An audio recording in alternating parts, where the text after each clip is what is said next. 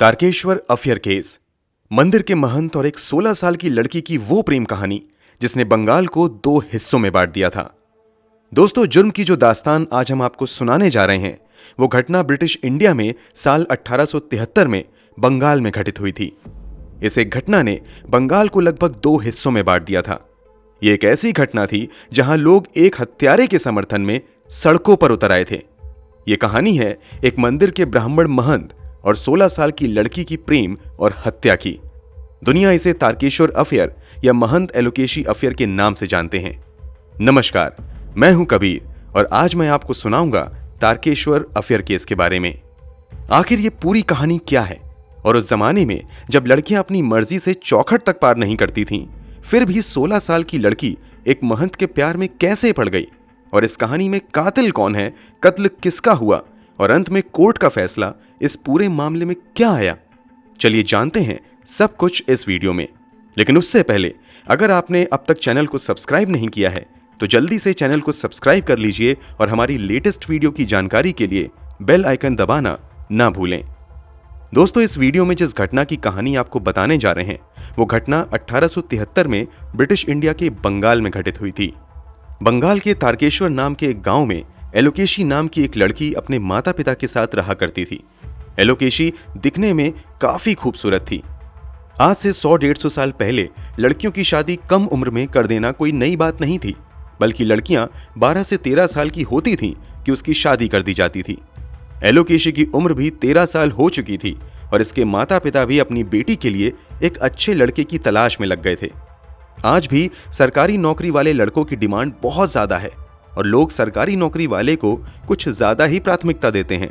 British India के शासनकाल में भी स्थिति कुछ ऐसी ही थी और हर पिता की ख्वाहिश होती थी कि अपनी बेटी अकेली है, अच्छा सा कोई सरकारी नौकरी करने वाला लड़का ही ढूंढे।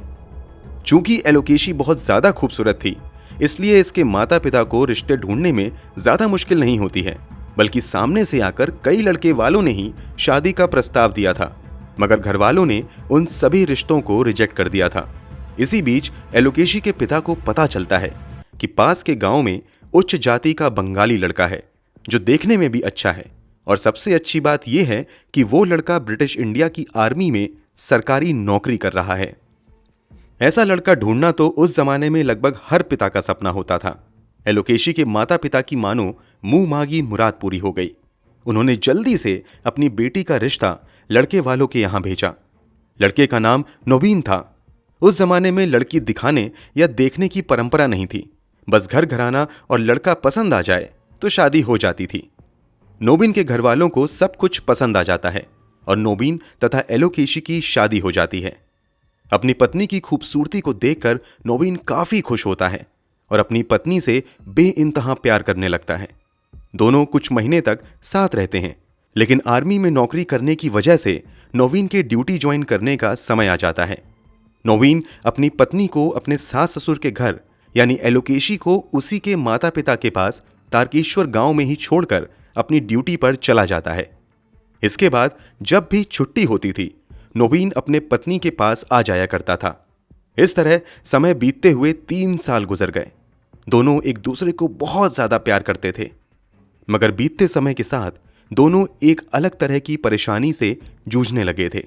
दरअसल इन दोनों की शादी को 3 साल होने को थे, मगर इनके घर किलकारियां नहीं गूंजी थीं। ये वो जमाना था जहां लोग शादी के पहले साल में ही बच्चे की उम्मीद लगाए बैठे रहते थे। ऐसे में जब 3 साल हो गए और एलोकेशी मां नहीं बनी तो आसपास की महिलाओं ने उसे बांझ कहकर ताना देना शुरू कर दिया।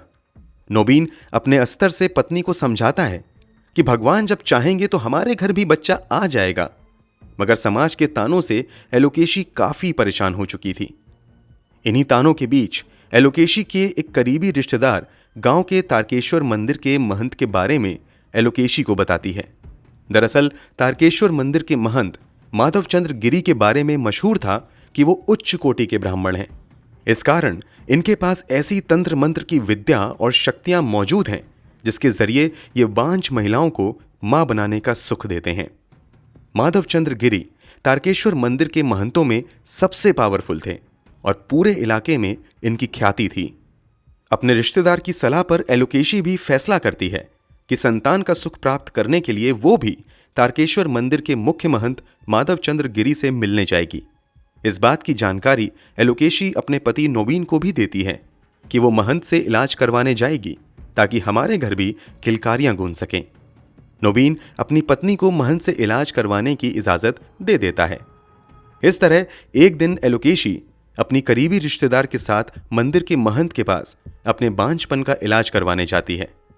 जब मंदिर का महंत माधवचंद्र गिरी पहली बार एलोकेशी को देखता है तो वो भी बस एलोकेशी को देखता ही रह जाता है और पहली ही नजर में एलोकेशी महंत को इतनी ज्यादा पसंद आ जाती है कि महंत की नीयत डोल जाती है।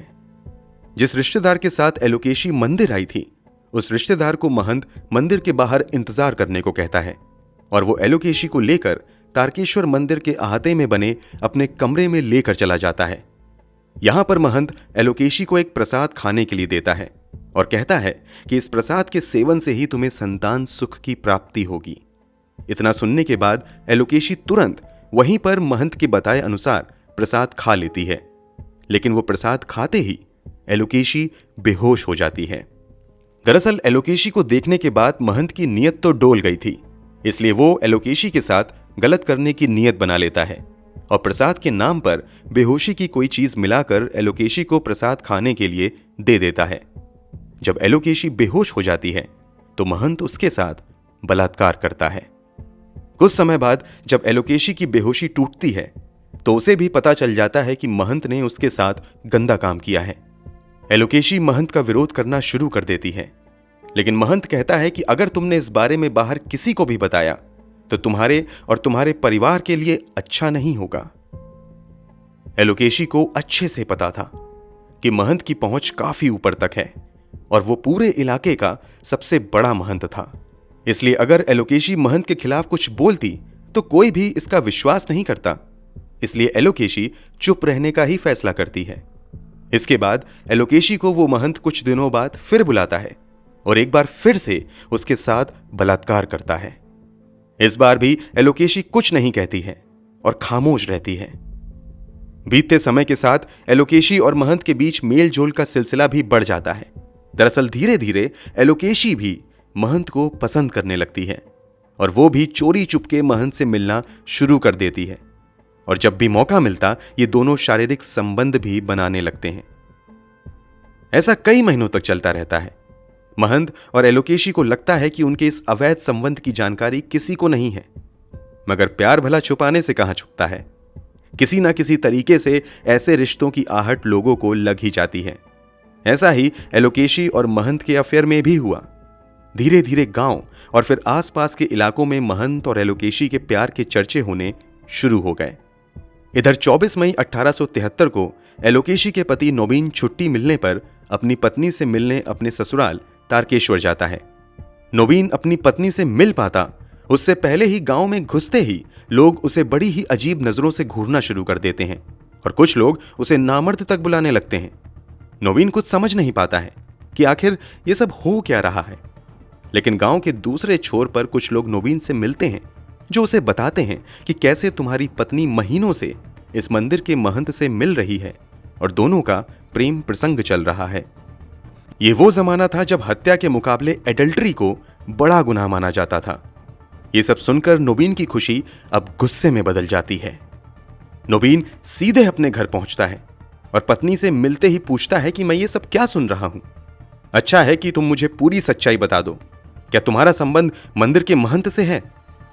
इतना सुनते ही एलोकेशी नोबिन के कदमों में गिर जाती है और रोते हुए कहती है कि मैं महंत की बातों में आकर और उसके प्रभाव को देखकर उसकी तरफ आकर्षित हो गई थी, इसलिए हमने संबंध भी बनाना शुरू कर दिया था। मुझे ऐसा नहीं करना चाहिए था। तुम मुझे यहीं पर खत्म कर दो। मैं तुम्हारे प्यार के लायक नहीं हूं। तुम बहुत अच्छे हो। मैंने तुम्हारे साथ धोखा किया है और इसकी जो सजा तुम मुझे दोगे मुझे मंजूर होगी। एलोकेशी तुरंत अपना गुनाह कबूल कर लेती है और हर सजा के लिए तैयार भी हो जाती है, मगर नोबिन चूंकि एलोकेशी से बेपनाह प्यार करता था, इसलिए वो अपनी पत्नी को एक और मौका देने का फैसला करता है और फिर अपनी पत्नी को जमीन से उठाकर गले लगा लेता है और उसे माफ कर देता है। अगले 3 दिन तक यानी 24 मई से 27 मई तक नोबिन अपनी पत्नी के ही साथ रुकता है इसी बीच नोबिन और एलोकेशी प्लान बनाते हैं कि गांव में उन्हें सम्मान के साथ कोई नहीं रहने देगा, इसलिए बेहतर है कि हम दोनों यहां से दूर जाकर कहीं रहें। प्लान के मुताबिक 27 मई 1873 को नोबिन अपनी पत्नी को लेकर गांव छोड़कर जाने के लिए घर से निकलता है, लेकिन कुछ ही दूरी पर महंत के गुंडे नोबिन का रास्ता रोक लेते हैं और एलोकेशी को गांव से बाहर ले जाने का विरोध करने लगते हैं।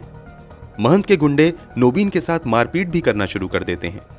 दरअसल इन गुंडों को महंत ने खुद ही एलोकेशी को रोकने के लिए भेजा था, क्योंकि महंत को एलोकेशी और नोबिन के गांव छोड़ने की जानकारी एलोकेशी के माता पिता ने ही दे दी थी। कहा जाता है कि एलोकेशी का महंत से अवैध संबंध एलोकेशी के माता पिता की मर्जी से था और एलोकेशी के माता पिता नहीं चाहते थे कि एलोकेशी गांव छोड़कर जाए, इसलिए उसने महंत को जानकारी दे दी थी। जब महंत के गुंडे नोबिन और एलोकेशी को गांव के बाहर जाने से रोकते हैं तो इस पर नोबिन को बहुत ज्यादा गुस्सा आ जाता है और वो आपे से बाहर होकर अचानक अपने पास मौजूद फिश नाइफ यानी बोटी से सीधे अपनी पत्नी एलोकेशी के गर्दन पर वार करता है और एक ही वार में पत्नी का सर धड़ से अलग कर देता है। उस समय एलोकेशी की उम्र महज 16 साल थी। नोबिन के ऐसा करते ही महंत के गुंडे वहां से भाग जाते हैं। दूसरी तरफ नोबिन अपनी पत्नी का सर अपनी गोद में लिए पत्नी की लाश के पास बैठकर दहाड़े मारकर रोने लगता है। जब उसका गुस्सा कुछ शांत होता है तो वो कहता है कि ये मैंने क्या कर दिया, मैंने अपने ही हाथों से अपनी प्रिय पत्नी की हत्या कर दी। इसके बाद वो खुद को संभालता है और एक हाथ में फिश नाइफ तथा दूसरे हाथ में पत्नी की कटी हुई मुंडी लेकर नजदीकी पुलिस स्टेशन जाता है और सारी कहानी सुनाकर सरेंडर कर देता है। पुलिस पूरी कहानी जानने के बाद तुरंत नोबिन को गिरफ्तार कर लेती है और अब मामला कोर्ट में चला जाता है। इधर नोबिन द्वारा अपनी ही पत्नी के हत्या की खबर धीरे धीरे पूरे आसपास के गांव में फैल जाती है। जब लोगों को पता चलता है कि पत्नी का नाजायज संबंध मंदिर के महंत से था, इसलिए नोबिन ने पत्नी की हत्या कर दी, तो लोग नोबिन के खिलाफ जाने की बजाय इस हत्या का समर्थन करने लगते हैं और नोबिन की रिहाई की मांग करने लगते हैं। लोगों की यह राय थी कि नोबिन ने जो कुछ भी किया अपने सम्मान को बचाने के लिए किया, उसे अपने सम्मान को बचाने का पूरा हक है, इसलिए उसने जो भी किया उसमें कुछ भी गलत नहीं। लोगों की नजर में इस हत्या का असल दोषी महंत था, जिसने पहले तो नोबिन की पत्नी के साथ गलत किया और फिर नोबिन को गांव से बाहर जाने से रोकते हुए उसे अपनी पत्नी की हत्या करने के लिए मजबूर कर दिया। जैसे जैसे इस घटना की जानकारी लोगों तक पहुंचती गई, लोगों का समर्थन नोबिन के प्रति बढ़ता चला गया। कमाल की बात तो यह थी कि उस जमाने में जो भी न्यूज़पेपर आते थे उन सभी ने इस मुद्दे को प्रमुखता से कवर करना शुरू कर दिया। इस तरह इस केस की जानकारी पूरे बंगाल में फैल गई। अब वैचारिक तौर पर बंगाल 2 हिस्सों में बंट चुका था। काफी लोग ऐसे थे जो इस हत्या को जायज करार देते हुए नोबिन को रिहा करने और महंत को सजा देने की मांग कर रहे थे, जबकि कुछ लोग ऐसे भी थे जो इस हत्या को अंजाम देने के लिए नोबिन को कड़ी से कड़ी सजा देने की मांग कर रहे थे। इधर पुलिस ने नोबिन के साथ साथ मामले की छानबीन करने के बाद महंत को भी गिरफ्तार कर लिया था। इस केस की सुनवाई हुगली सेशन कोर्ट में शुरू होती है और इस केस को भारतीय जज सुनते हैं। केस की सुनवाई के दौरान माहौल ऐसा बन गया था कि आम जनता से कोर्ट परिसर भर जाता था। लोग नोबिन के समर्थन में नारे लगाने लगते थे। पत्रकारों की जबरदस्त दिलचस्पी से पूरे बंगाल की नजर एक एक हियरिंग पर होती थी। नोबिन की ओर से यह केस उस जमाने के बंगाल के सबसे बड़े वकीलों में गिने जाने वाले उमेश चंद्र बनर्जी लड़ रहे थे। नोबिन के वकील की ओर से दलील दी गई कि जब नोबिन को अपनी पत्नी के अफेयर के बारे में मालूम चला तो नवीन गुस्से की हालत में आपा खो बैठा। नोबिन कुछ समय पागलपन की स्थिति में चला गया और वो जो कुछ कर रहा था उस पर उसका कुछ भी नियंत्रण नहीं था, बल्कि ये उसके पागलपन का रिएक्शन था। हुगली सेशन कोर्ट के जज ने नोबिन के वकील की इस दलील को मानते हुए उसे बरी कर दिया। दूसरी तरफ महंत को एडल्ट्री के आरोप में गुनहगार मानते हुए 3 साल की सजा और 2000 रुपए का जुर्माना लगा दिया। इसके अलावा हुगली सेशन कोर्ट की ओर से इस केस को आगे की सुनवाई के लिए कोलकाता हाई कोर्ट को फॉरवर्ड कर दिया। लोगों ने कोलकाता हाई कोर्ट में सुनवाई का विरोध करना शुरू कर दिया। फिर भी इस केस की एक बार फिर से कोलकाता हाई कोर्ट में सुनवाई शुरू हुई। इस बार केस की सुनवाई कर रहे जज में एक भी भारतीय जज को शामिल नहीं किया गया था, बल्कि अब सुनवाई केवल अंग्रेज जज कर रहे थे। लंबी सुनवाई के बाद कोलकाता हाईकोर्ट के जजों ने माना कि नोबिन ने पत्नी की हत्या एंगर, जेलसी तथा दुख की वजह से की, लेकिन नोबिन को पता था कि वो जो कर रहा है गलत है। इसलिए कोलकाता हाईकोर्ट ने हुगली सेशन कोर्ट के फैसले को पलटते हुए पत्नी की हत्या के जुर्म में धारा 302 के तहत नोबिन को सश्रम आजीवन कारावास की कड़ी सजा सुनाई। दूसरी तरफ महंत के मामले में कोलकाता हाईकोर्ट ने भी हुगली सेशन कोर्ट के फैसले को बरकरार रखते हुए महंत को 3 साल की कैद और 2000 का जुर्माना लगाया। कोलकाता हाईकोर्ट के फैसले के बाद मानो बंगाल में भूचाल सा आ गया। लोग सड़कों पर उतरकर नोबिन के समर्थन में तथा कोलकाता हाईकोर्ट के विरोध में नारेबाजी करने लगे और कई जगह जबरदस्त विरोध प्रदर्शन होने लगा। कमाल की बात तो ये थी कि इन विरोध प्रदर्शनों में और नवीन का समर्थन करने वाले लोगों में आम लोग ही नहीं बल्कि उस समय के पढ़े लिखे लोग और ऊंची हैसियत रखने वाले लोग भी शामिल थे। इसी दौरान समाज में ऊंची पहुंच रखने वालों ने नवीन के समर्थन में हस्ताक्षर अभियान चलाना शुरू कर दिया और नवीन की सजा को खत्म करने के लिए अदालतों में याचिका दायर करनी शुरू कर दी। कहा जाता है कि उस समय नोबिन के समर्थन में चलाए गए हस्ताक्षर अभियान में 10,000 से भी ज्यादा लोगों ने हस्ताक्षर किया था ताकि नोबिन को जेल से रिहा किया जा सके। इन सब में समय बीतता गया और अपनी 3 साल की सजा पूरी करने के बाद तारकेश्वर मंदिर का महंत जेल से रिहा हो गया। कुछ समय बाद एक बार फिर से महंत के समर्थकों ने उसे मंदिर का महंत बना दिया। इससे लोगों का गुस्सा फिर से बढ़ना शुरू हो गया और एक बार फिर से लोगों ने नवीन को जेल से रिहा करने के लिए अभियान चलाना शुरू कर दिया और आखिरकार लोगों के भारी दबाव की वजह से कोर्ट ने 2 साल बाद नोबिन को जेल से रिहा कर दिया। नोबिन समाज का एक हीरो बन चुका था, मगर पत्नी की हत्या करके आजादी के बावजूद वो गिल्टी फील करने लगता है। नोबिन के बारे में कहा गया कि जेल से आजादी मिलने के बाद दुख की वजह से ये किसी अज्ञात जगह चला गया और बंगाल से इसने अपना रिश्ता ही खत्म कर लिया। कुछ रिपोर्ट में दावा किया गया कि जेल से रिहाई के बाद नोबिन ने अपनी बाकी की जिंदगी काला पानी नाम की जगह पर जाकर बिताई थी ताकि वो पुरानी यादों को भुलाकर वहां चैन से रह सके। दोस्तों, आपकी नजर में नोबिन और महंत में से ज्यादा दोषी कौन था? कमेंट बॉक्स में जरूर बताएं। अगर आपको हमारी मेहनत पसंद आई हो तो इस वीडियो को लाइक करते हुए शेयर भी करें। क्राइम की दुनिया से जुड़ी ऐसी ही दूसरी कहानियों के लिए इस चैनल को सब्सक्राइब करें और बेल आइकन भी दबा लें। मिलते हैं अगली वीडियो में जुर्म की दुनिया से जुड़ी एक और दिल दहला देने वाली दास्तान के साथ। तब तक अपना ख्याल रखें। धन्यवाद।